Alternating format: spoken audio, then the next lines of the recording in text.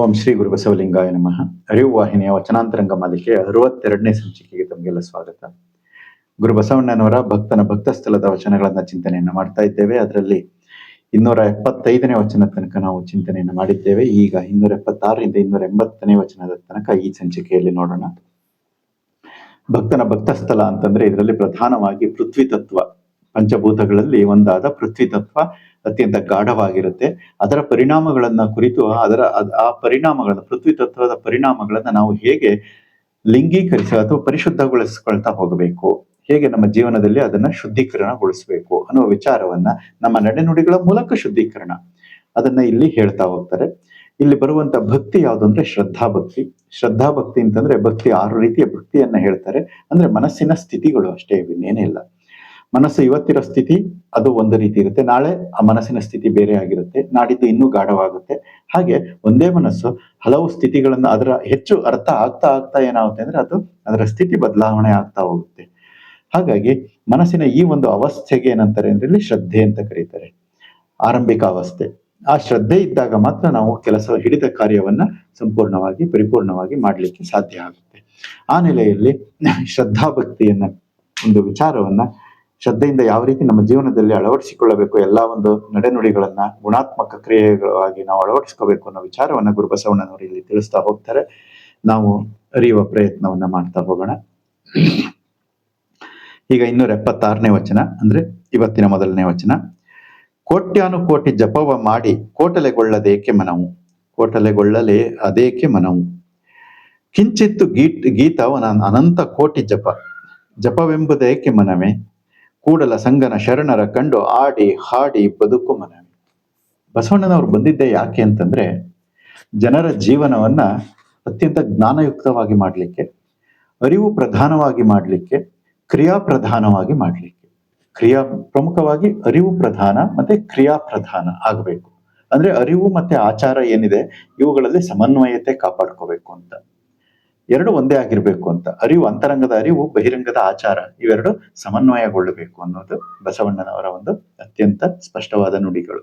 ಆ ನೆಲೆಯಲ್ಲಿ ಇಲ್ಲಿ ಹೇಳ್ತಾರೆ, ಹಿಂದೆ ಇದ್ದಂತ ಇದು ಕೇವಲ ತಪಸ್ ಮಾಡೋದು, ಜಪ ಮಾಡೋದು, ಇದು ಅದ್ರಲ್ಲಿ ಮಾತ್ರ ಶ್ರೇಷ್ಠತೆ, ಈ ರೀತಿಯಾದಂತ ವ್ಯಸನಗಳಿದ್ದು.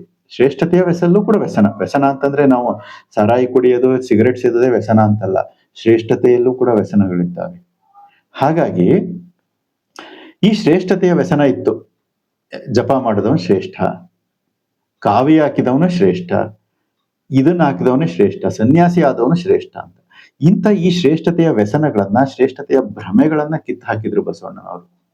ಇಲ್ಲಿ ಹೇಳ್ತಾರೆ ನೋಡ್ರಿ, ಕೋಟ್ಯಾನುಕೋಟಿ ಜಪವ ಮಾಡಿ ಕೋಟಲೆಗೊಳ್ಳಲು ಅದೇಕೆ ಮನವೇ. ಮನಸ್ಸೆ ಯಾಕೆ ಈ ರೀತಿಯಾಗಿ ಗೊಂದಲಕ್ಕೆ ಸಿಗಾಕೊಂಡಿದೀಯಾ? ಜಪ ಮಾಡ್ಬೇಕು, ದೇವ್ರು ಒಲಿಸ್ಕೋಬೇಕು, ಇವೆಲ್ಲ ಏನ್ ಇವು ಭ್ರಾಂತಿಗಳು ಅಂತ ಕೇಳ್ತಾ ಇದ್ದಾರೆ ಬಸವಣ್ಣವರು. ಮತ್ತೆ ಏನ್ ಮಾಡ್ಬೇಕು?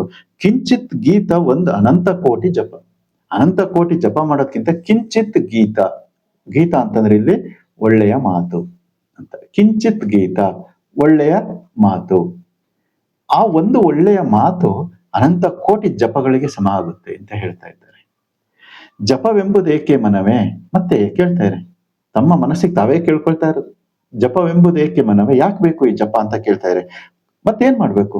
ಕೂಡಲ ಸಂಗನ ಶರಣರ ಕಂಡು ಆಡಿ ಹಾಡಿ ಬದುಕು ಮನವೇ. ಇಷ್ಟು ಮಾಡಿದ್ರೆ ಸಾಕು ನೀನು.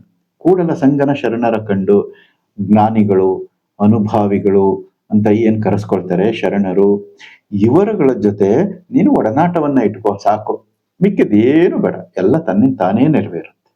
ಅಷ್ಟು ಮಾಡಿದ್ರೆ ಸಾಕು ಅಂತ ಹೇಳ್ತಾರೆ. ಮನುಷ್ಯನ ಜೀವನವನ್ನ ಎಷ್ಟು ಸರಳೀಕರಣಗೊಳಿಸಿದ್ರಲ್ವಾ. ಮೊದಲು ಎಷ್ಟು ಜಪ ಮಾಡ್ಬೇಕಾಯ್ತು, ಹಿಂಗ ವರ್ಷಾನುಗಟ್ಲೆ ಜಪ, ಅದನ್ನೆಲ್ಲ ಇವರು ಶರಣರು ಯಾವ್ದನ್ನೂ ಒಪ್ಪೋದಿಲ್ಲ. ಮೈ ಮೇಲೆ ಹುತ್ತ ಬೆಳೆದು ಇದೆಲ್ಲ ಆಗುತ್ತೆ ಅಂತ ಹೇಳ್ತಾರಲ್ಲ, ಅಷ್ಟು ವರ್ಷಾನುಗಟ್ಲೆ 10 ವರ್ಷ 20 ವರ್ಷ ಜಪ ಮಾಡೋದು ಶರಣರು ಇದನ್ನು ಒಪ್ಪೋದಿಲ್ಲ. ಆ ತರದ ವಚನಗಳು ಬೇಕಾದಷ್ಟಿದಾವೆ.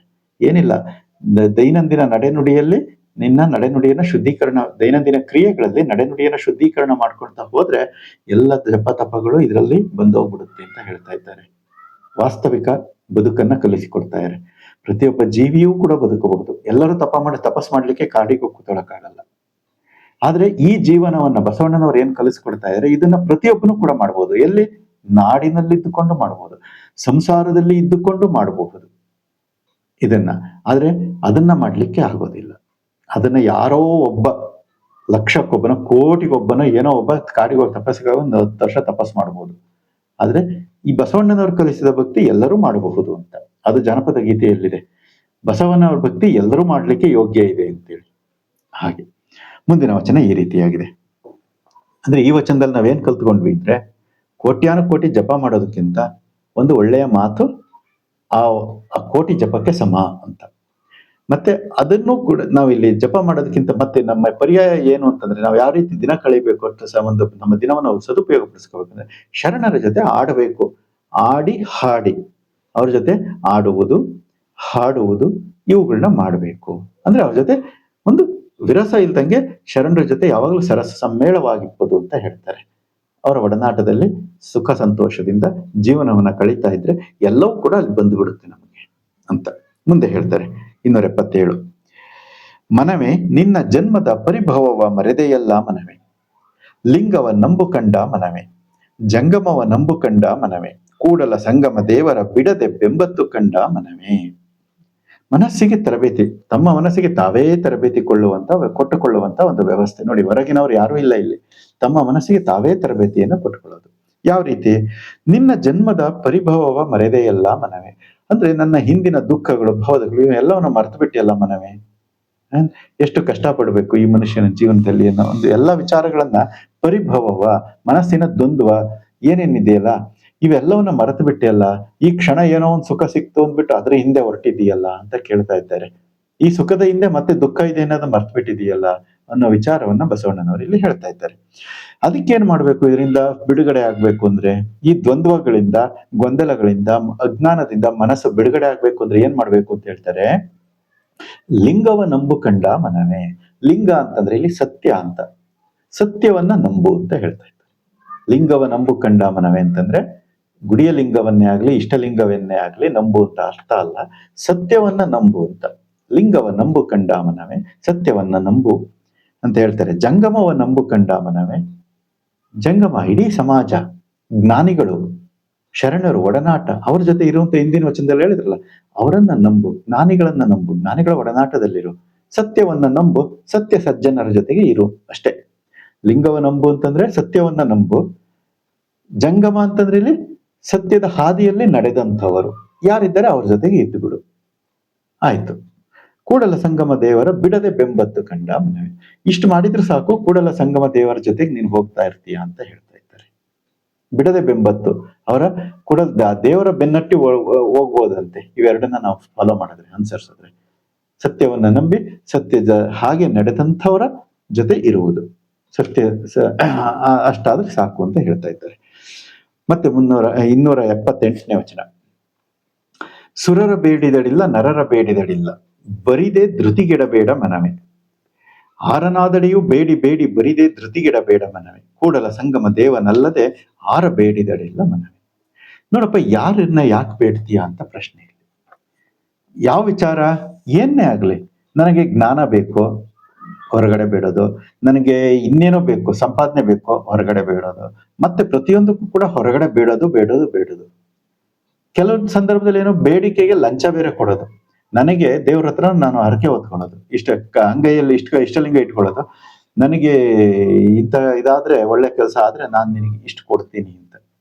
ಅದು ಗುಡಿಯ ಲಿಂಗಕ್ಕಾದ್ರೂ ತಗೊಂಡೋಗಿ ಕೊಡೋದು, ಇಷ್ಟಲಿಂಗಕ್ಕೆ ತಗೊಂಡೋಗಿ ಎಲ್ಲಿಂದ ಕೊಡೋದು ಅಲ್ವಾ? ಎಷ್ಟು ವೈಚಾರಿಕವಾಗಿ ಎಟ್ಟಿದ್ದಾರೆ ಇಲ್ಲಿ ಅಂದ್ರೆ. ಇಲ್ಲಿ ಹೇಳ್ತಾರೆ ಯಾರನ್ನೂ ಬೇಡಬಾರ್ದು ಅಂತ ಹೇಳ್ತಾರೆ. ಸುರರ ಬೇಡಿದಡಿಲ್ಲ ನರರ ಬೇಡಿದಡಿಲ್ಲ. ನೀನ್ ಯಾರನ್ನ ಬೇಡಿದ್ರು ಏನೂ ಸಿಗೋದಿಲ್ಲ. ಒಂದು ಬೇಡಬೇಡ ಅನ್ನೋದು ಒಂದು, ಬೇಡಿದ್ರು ಸಿಗೋದಿಲ್ಲ ಅನ್ನೋದು ಇನ್ನೊಂದು. ಆರನಾದಡೆಯೂ ಬೇಡಿ ಬೇಡಿ ಧೃತಿಗೆಡಬೇಡ ಮನವೇ, ಧೈರ್ಯಗೆಡಬೇಡ. ಎಲ್ಲರನ್ನ ಬೇಡಿ ಬೇಡಿ ಬೇಡಿ ಧೈರ್ಯಗೆಡಬೇಡ. ಮತ್ತೆ ಏನ್ ಮಾಡ್ಬೇಕು? ಕೂಡಲ ಸಂಗಮ ದೇವನಲ್ಲದೆ ಆರ ಬೇಡಿದಡಲ್ಲ ಮನವೇ. ಇದರ ಅರ್ಥ ಏನು ಅಂದ್ರೆ, ಕೂಡಲ ಸಂಗಮನ ಕರಸ್ಥಲದಲ್ಲಿ ಇಷ್ಟಲಿಂಗವನ್ನ ಇಟ್ಕೊಂಡು ನನಗೆ ಅದು ಕೊಡು ಇದು ಕೊಡು ಅಂತ ಬೇಡಿದಲ್ಲ. ಮತ್ತೆ ನಾವು ತಪ್ತಾ ಇರೋದು ಎಲ್ಲಿ ಅಂದ್ರೆ ಈ ಕೊನೆ ಸಾಲಿನಲ್ಲೇ. ಯಾರನ್ನು ಬೇಡ್ತಾ ಇಲ್ಲ, ಅಫ್ಕೋರ್ಸ್ ಒಪ್ಕೊಳ್ಳೋಣ. ಆದ್ರೆ ಕರಸ್ಥಲದಲ್ಲಿ ಇಷ್ಟಲಿಂಗವನ್ನ ಇಟ್ಕೊಂಡು ನನಗೆ ಅದು ಬೇಕು ಇದು ಬೇಕು ಅಂತ ಬೇಡಿದ್ರೆ ಆ ಇಷ್ಟಲಿಂಗವೇ ಆಗೋದಿಲ್ಲ. ಆಗ ಇಲ್ಲಿ ಏನ್ ಹೇಳ್ತಾ ಇದ್ದಾರೆ ಅಂದ್ರೆ, ಕೂಡಲ ಸಂಗಮ ದೇವನಲ್ಲದೆ ಆರ ಬೇಡಿದಡಿಲ್ಲ ಅಂದ್ರೆ ಅದು ನಿನ್ನನ್ನ ನೀನು ಅಂತರಂಗವನ್ನ ತಿಳಿದುಕೋ ಅಂತ. ನಿನ್ನ ಅಂತರಂಗವನ್ನ ತಿಳಿದುಕೋ, ಸತ್ಯ ಶುದ್ಧ ಕಾಯಕವನ್ನ ಮಾಡು, ದಾಸೋಹವನ್ನ ಮಾಡು, ನಿನ್ನ ಅಂತರಂಗದ ನಿರೀಕ್ಷಣೆಯನ್ನ ನೀನೇ ಮಾಡಿಕೊ. ಅದು ಕೂಡಲ ಸಂಗನನ್ನ ಬೇಡಿಕೊಳ್ಳುವುದು. ತನ್ನ ಅಂತರಂಗ, ತನ್ನ ಕನ್ನಡಿ ಮುಂದೆ ನಿಂತ್ಕೊಂಡು ತನ್ನನ್ನ ತಾನು ಹೇಗೆ ನೋಡ್ಕೊಳ್ತಾನೋ ಒಬ್ಬ ವ್ಯಕ್ತಿ, ಹಾಗೆ ತನ್ನ ಅಂತರಂಗದ ಪರೀಕ್ಷೆಯನ್ನ, ಪರಿಶೀಲನೆಯನ್ನ ತಾನು ಮಾಡಿಕೊಂಡು ಸತ್ಯಶುದ್ಧ ಕಾಯಕದಲ್ಲಿ ನಿರತನಾಗಬೇಕು. ಆಗ ಇದು ಕೂಡಲ ಸಂಗಮ ದೇವನಲ್ಲದೆ ಆರ ಬೇಡಿದಡಿಲ್ಲ ಮನವೇ ಅನ್ನುವ ಸಾಲಿಗೆ ಅರ್ಥ. ಇದು ನಾನು ಅರ್ಥ ಮಾಡ್ಕೊಂಡಿರೋದು. ಬೇರೆಯವರು ಹಲವಾರು ಅವರದೇ ರೀತಿಯಲ್ಲಿ ಅರ್ಥ ಮಾಡ್ಕೊಂಡಿರ್ತಾರೆ. ತಮ್ಮ ಅನಿಸಿಕೆ ಅಭಿಪ್ರಾಯಗಳನ್ನು ಹೇಳಿ. ಇಲ್ಲಿ 279ನೇ ವಚನ. ಆಡಿ ಅಳುಪದಿರ, ಲೇಸ ಮಾಡಿ ಮರುಗದಿರ ಮನವೇ, ಕೂಡಿ ತಪ್ಪದಿರ, ಬೇಡಿದವರಿಗೆ ಇಲ್ಲೆನ್ನದಿರು ಕಂಡ, ನಾಡ ಮಾತು ಬೇಡ, ಸೆರಗೊಡ್ಡಿ ಬೇಡು ಕೂಡಲ ಸಂಗನ ಶರಣ. ಮತ್ತಿಲ್ಲಿ ಹೇಳ್ತಾರೆ ಆಡಿ ಅಳುಪದಿರ ಅಂತ ಹೇಳ್ತಾರೆ. ಅಂದ್ರೆ ಯಾವುದೋ ಒಂದು ವಿಚಾರವನ್ನ ಮಾತಾಡ್ತೀವಿ, ಯಾರಿಗೋ ಒಬ್ರಿಗೆ ಏನೋ ಒಂದು ಕೇಳ್ತಾರೆ, ಅವರಿಗೆ ಒಂದು ಕೊಡ್ಬೇಕು, ಏನೋ ಒಂದ್ ಸ್ವಲ್ಪ ಸಹಾಯ ಬೇಕು ಅಂತ ಕೇಳ್ತಾರೆ, ಕೊಟ್ಟು ಯಾವಾಗ ಆ ಸನ್ನಿವೇಶದಲ್ಲಿ ಇಲ್ಲ ಅನ್ನಕ್ಕಾಗಿರೋದಿಲ್ಲ, ಕೊಟ್ಬಿಟ್ಟು ಮತ್ತೆ ಅಯ್ಯೋ ಯಾಕನ್ನೋ, ಯಾಕೆ ಕೊಟ್ನೋ, ಯಾಕೆ ಬಿಟ್ನೋ. ಅಥವಾ ಕೆಲವು ಟೈಮು ಕೊಡ್ಬೇಕು ಅಂತ ಅನ್ಸಿರುತ್ತೆ, ಯಾವಾಗ ಅವ್ರು ಇಲ್ಲ ಅಂತ ಹೇಳಿ ಕಳ್ಸಿಬಿಟ್ಟಿರ್ತಾರೆ, ಅಯ್ಯೋ ನಾನು ಇಲ್ಲ ಅಂತ ಹೇಳ್ಬಾರ್ದಿತ್ತು, ಕೊಡ್ಬೇಕಾಗಿತ್ತು. ಮತ್ತೆ ಇಲ್ಲಿ ದ್ವಂದ್ವ. ಈ ದ್ವಂದ್ವ ಯಾಕೆ? ಕೊಡ್ಬೇಕು ಅಂತ ಅನ್ಸಿರೆ ಕೊಡು, ಬೇಡ ಅಂತ ಅನ್ಸಿರೆ ಬಿಡು. ವಿಚಾರ ಸ್ಪಷ್ಟತೆ ಇರಲಿ ಅಂತ. ಈ ಸ್ಪಷ್ಟತೆಯ ಇಟ್ಕೊಂಡಾಗ ಗೊಂದಲಗಳಿರ್ಬಾರ್ದು ಮನಸ್ಸಿನಲ್ಲಿ, ದ್ವಂದ್ವ ಇರಬಾರ್ದು. ಅದನ್ನ ಹೇಳ್ತಾರೆ ಆಡಿ ಅಳುಪದಿರ, ಲೇಸ ಮಾಡಿ ಮರುಗದಿರ. ಕೊಟ್ಟಿದ ಮೇಲೆ ಅಯ್ಯೋ ನಾನು ಕೊಟ್ಟೆ, ಇಷ್ಟು ಕೊಟ್ಬಿಟ್ಟೆ, ಹೋಗ್ಬಿಡ್ತಲ್ಲ, ಮರುಗೋದು. ಮತ್ತೆ ಈ ರೀತಿ ಮಾಡದಿರ. ಕೂಡಿ ತಪ್ಪದಿರ. ಒಬ್ಬ ಸ್ನೇಹವನ್ನ ಮಾಡ್ತೀವಿ, ಆ ಸ್ನೇಹವನ್ನ ಮಾಡಿ ಅಲ್ಲಿ ಮತ್ತೆ ಆ ಸ್ನೇಹದಲ್ಲಿ ಮತ್ತೇನೋ ಸಣ್ಣ ಪುಟ್ಟ ಒಂದು ಏನೋ ಅಸಂಬದ್ಧತೆ ಏನೋ ಒಂದು ಬರುತ್ತೆ, ಇಬ್ಬರಿದ್ದ ಕಡೆ ಏನೋ ಒಂದು ವೈಮನಸ್ಯನೋ ಏನೋ ಒಂದು ಬರುತ್ತೆ, ಇಬ್ಬರಿಗೂ ಆಚಾರ ವಿಚಾರಗಳಲ್ಲಿ ಸ್ವಲ್ಪ ಭಿನ್ನತೆ ಬರ್ಬೋದು, ಅದಕ್ಕೂ ಕೂಡ ಮತ್ತೆ ಜಗಳ ಮಾಡ್ಕೊಳ್ಳೋದು. ಇವೆಲ್ಲ ಯಾಕೆ ಬೇಕು ಅಂತ ಕೇಳ್ತಾರೆ. ಕೂಡಿ ತಪ್ಪದಿರ, ವಿರಸಬೇಡ. ಬೇಡಿದವರಿಗೆ ಇಲ್ಲೆನ್ನದಿರು ಕಂಡ. ನೀನ್ ಬೇಡಬೇಡ, ಆದ್ರೆ ಬೇಡಿದವರಿಗೆ ಇಲ್ಲೆನ್ನದಿರು ಕಂಡ ಅಂತ ಹೇಳ್ತಾ ಇದ್ದಾರೆ. ಯಾರು ಬೇಡ್ತಾರೆ ಕಷ್ಟ, ಸಹಾಯ, ಸಣ್ಣ ಪುಟ್ಟ ಸಹಾಯನು, ಕೈಲಾಗುವಂತ ಸಹಾಯ, ಅದನ್ನ ಇಲ್ಲೆನ್ನದಿರು ಕಂಡ. ನಿನ್ನ ಕೈಲಾಗುವಂತ ಸಹಾಯ ಇದ್ರೆ ಅದನ್ನ ಇಲ್ಲ ಅಂತ ಹೇಳ್ಬೇಡ ಅಂತ ಹೇಳ್ತಾ ಇದ್ದಾರೆ. ನಾಡ ಮಾತು ಬೇಡ, ಸೆರಗೊಡ್ಡಿ ಬೇಡು. ನಾಡ ಮಾತು ಬೇಡ, ಅಸಂಗತವಾದ ಅನ್ಯ ಭಾಷೆ ಬೇಡ, ಸೆರಗೊಡ್ಡಿ ಬೇಡು ಕೂಡಲ ಸಂಗನ ಶರಣರ.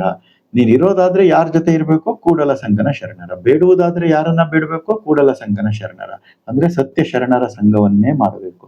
ಸತ್ಯ ಶರಣರ ಸಂಘದ ಅವರ ಜೊತೆಗೆ ವ್ಯವಹಾರವನ್ನ ಇಟ್ಕೋಬೇಕು, ಬೇರೆಯವ್ರ ಜೊತೆಗೆ ಮಾಡಬಾರ್ದು. ಯಾಕೆಂದ್ರೆ ಅಲ್ಲಿ ನಮಗೆ ಅಸಂಬದ್ಧತೆ ಬರುತ್ತೆ ಅನ್ನೋ ಒಂದು ವಿಚಾರವನ್ನ ಹೇಳ್ತಾ ಇದ್ದಾರೆ. ಹಾಗಾಗಿ ಇಲ್ಲಿ ಒಂದೇ ವಚನದಲ್ಲಿ ಎಷ್ಟು ನಮ್ಮ ನಡೆನುಡಿಗಳನ್ನ ಹೇಳ್ತಾ ಇದ್ದಾರೆ ಅಂದ್ರೆ, ಆಡಿ ಅಳುಪಬಾರದು ಅಂತ ಹೇಳ್ತಾ ಇದ್ದಾರೆ, ಲೇಸ ಮಾಡಿ ಮುರುಗಬಾರದು ಅಂತ ಹೇಳ್ತಾರೆ, ಕೂಡಿದ ಮೇಲೆ ತಪ್ಪಬಾರದು ಅಂತ ಹೇಳ್ತಾರೆ, ಬೇಡಿದವರಿಗೆ ಇಲ್ಲ ಅಂತ ಹೇಳ್ಬೇಡ ಅಂತ ಹೇಳ್ತಾರೆ, ಬೇಡೋದಾದ್ರೆ ನೀನು ಶರಣರನ್ನು ಮಾತ್ರ ಬೇಡು ಅಂತ ಹೇಳ್ತಾರೆ. ಎಷ್ಟು ವಿಚಾರಗಳನ್ನ ಒಂದು ವಚನದಲ್ಲಿ ತಿಳಿಸಿಕೊಡ್ತಾ ಇದ್ದಾರೆ. ಇನ್ನ 280ನೇ ವಚನ. ಹೃದಯ ಕತ್ತರಿ, ತುದಿನಾಲೆಗೆ ಬೆಲ್ಲಂಬೋ, ಆಡಿಹೆನು ಏಂಭೋ, ಹಾಡಿಹೆನು ಏಂಭೋ, ನಿಚ್ಚ ಶಿವರಾತ್ರಿಯ ಮಾಡಿಹೆನು ಏಂಭೋ, ಆನು ಎನ್ನಂತೆ ಮನದಂತೆ ಕೂಡಲ ಸಂಗಮ ದೇವ ತಾನು ತನ್ನ.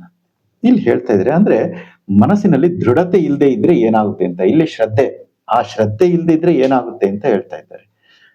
ಹೃದಯ ಕತ್ತರಿ, ಹೃದಯ ಬರೀ ಹೇಳೋದೊಂದು ಮಾಡೋದೊಂದು. ಕತ್ತರಿ ಅಂತಂದ್ರೆ ಕತ್ತರಿಸುತ್ತಲ್ಲ, ಹಾಗೆ ಹೇಳೋದೊಂದು ಮಾಡೋದೊಂದು. ತುದಿನಾಲಿಗೆ ಬೆಲ್ಲೆಂಬೋ, ಹೃದಯದಲ್ಲಿ ತುಂಬಿರುವುದು ವಿಷ ಅಂತ, ಆದ್ರೆ ತುದಿನಾಲಿಗೆ ಬೆಲ್ಲೆಂಬೋ, ನಾಲಿಗೆಯಲ್ಲಿ ಮಾತಾಡೋದ್ ಮಾತ್ರ ಅಮೃತದಂತ ಮಾತು, ಸಿಹಿಯಾದ ಮಾತು. ಹೃದಯದಲ್ಲಿರುವುದು ಕತ್ತರಿ. ಇದನ್ನ ಹೇಳ್ತಾ ಇದ್ದಾರೆ. ಆಡಿಹೇನು ಏಂಬೋ, ಎಂಥ ಮಾತುಗಳು, ನಡೆ ಹೇಗೆ, ನುಡಿ ಹೇಗೆ ಅಂತ. ಇದು ಒಂದಕ್ಕೊಂದಕ್ಕೆ ಸಮೀಕರಣ ಇಲ್ವಲ್ಲ ಅಂತ ಹೇಳ್ತಾ ಇದ್ದಾರೆ. ನಿಚ್ಚ ಶಿವರಾತ್ರಿಯ ಮಾಡಿಹೇನು ಏಂಬೋ, ಪ್ರತಿನಿತ್ಯ ಲಿಂಗ ಪೂಜೆ ಮಾಡ್ಕೊಳ್ತೀನಿ, ಏಂಬೋ ಏನ್ ಪ್ರಯೋಜನ? ಇಷ್ಟೆಲ್ಲ ಆದ್ಮೇಲೆ ಹೃದಯ ಒಂಥರ ಮಾಡ್ತಾ ಇದೆ, ಯೋಚನೆ ಮಾಡುತ್ತೆ, ನಾಲಿಗೆ ಒಂಥರ ಮಾತಾಡ್ತಾ ಇದೆ, ಶಿವರಾತ್ರಿಯನ್ನ ನಿಚ್ಚ ಲಿಂಗ ಪೂಜೆಯನ್ನ ಮಾಡ್ಕೊಳ್ತಾ ಇದ್ದೀನಿ, ಏನ್ ಪ್ರಯೋಜನ ಅಂತ ಕೇಳ್ತಾರೆ ಮುಂದೆ. ಆನು ಎನ್ನಂತೆ, ಇಷ್ಟಿದ್ಬಿಟ್ರೆ ಆನು ಎನ್ನಂತೆ, ನಾನು ನನ್ನಂಗೆ, ಮನದಂತೆ, ಕೂಡಲ ಸಂಗಮ ದೇವ ತಾನು ತನ್ನಂತೆ. ಒಂದಕ್ಕೊಂದಕ್ಕೆ ಸಂಬಂಧ ಇಲ್ಲ ಅಂತ ಶರಣರು ಹೇಳಿದ್ದೇನೋ, ಒಂದಕ್ಕೊಂದಕ್ಕೆ ಸಂಬಂಧ ಇರ್ಬೇಕು ಅಂತ. ತನು, ಮನ, ಭಾವ ಇವೆಲ್ಲವಕ್ಕೂ ಕೂಡ ಸಂಬಂಧ ಇರಬೇಕು. ಒಂದರೊಳಗೆ ಲಯ ಆಗಬೇಕು. ತನು ಮನದೊಳಗೆ ಲಯ ಆಗಬೇಕು, ಮನ ಭಾವದೊಳಗೆ ಲಯ ಆಗಬೇಕು. ಇಲ್ಲಿ ತನು ತನುವಿನಂತೆ, ಮನ ಮನದಂತೆ, ಭಾವ ಭಾವದಂತೆ ಮೂರು ಕೂಡ ವಿರುದ್ಧ ದಿಕ್ಕಿನಲ್ಲಿ ಕೆಲಸ ಮಾಡ್ತಾ ಇದ್ದಾವೆ. ಆಗ ನಮ್ಮ ಜೀವನ ಯಾವ ರೀತಿ ಇರುತ್ತೆ? ಕ್ಷೋಭೆಯಿಂದ ಕೂಡಿರುತ್ತೆ. ಇಲ್ಲಿ ಯಾವುದೇ ತೃಪ್ತ ಭಾವನೆ ಇರುವುದಿಲ್ಲ ಇಂಥ ಒಂದು ವಿಚಾರಗಳಲ್ಲಿ. ಹಾಗಾಗಿ ನಾವು ಶ್ರದ್ಧೆಯಿಂದ ಅರಿವನ್ನ ನಮ್ಮ ಎಲ್ಲ ಕ್ರಿಯೆಗಳಲ್ಲಿ ಅಳವಡಿಸಿಕೊಳ್ಳಬೇಕು ಅನ್ನೋದೇ ಶ್ರದ್ಧಾ ಭಕ್ತಿ. ವೀಕ್ಷಿಸಿದ್ದಕ್ಕೆ ಧನ್ಯವಾದಗಳು. ಶರಣು ಶರಣಾರ್ಥಿ.